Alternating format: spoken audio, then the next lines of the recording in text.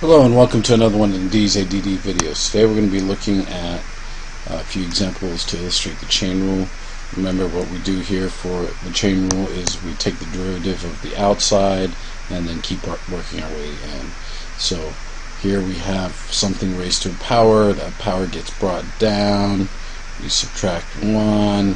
Then after that we rewrite this expression.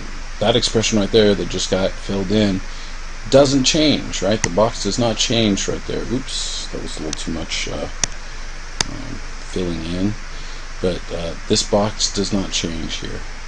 And then you subtract 1 derivative of the inside. So let's watch it in action. Here we have a few examples that I'd like to get done. The first one is 3x squared plus 2x minus 3 all raised to the 5th. So the first thing that needs to happen is that we need to bring this down in front, subtract 1 from it, and multiply the coefficient by it. And then we'll multiply it by the derivative of the inside. So let's see that in action. We're going to have 3 times 5 out front. We rewrite the expression, no change, and then you subtract 1 from the exponent. But we're not done because this is not an x. We have to multiply by the derivative of the inside. It's going to be 2x plus 2. We have a 15 here, which then when we multiply it times 2x plus 2, we can multiply in any order, right? Because addition and multiplication are both commutative. We're going to get a 30x plus 30, and that's good enough for an answer right there. Alright?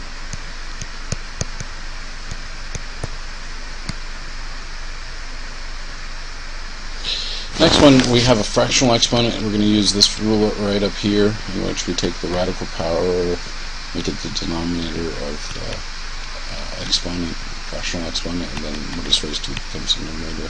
So a is 5, b is 3 in this case. So when we rewrite this expression, we're going to get 1 minus 2x cubed. This is all algebra, 5/3, so it's still f of x. But when we take the derivative, we get 5/3 rewrite, and then here when we subtract a 1, we get a common denominator, which minus 3/3. You subtract the numerator and you get a 2/3. So it's 2/3 right there. And times the derivative of the inside is a minus 6x squared.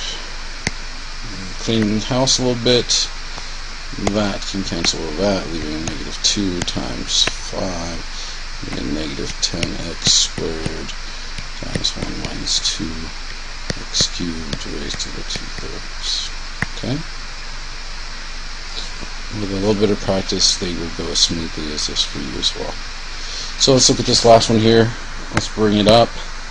Again, still algebra, so this is still f of x equals at this point.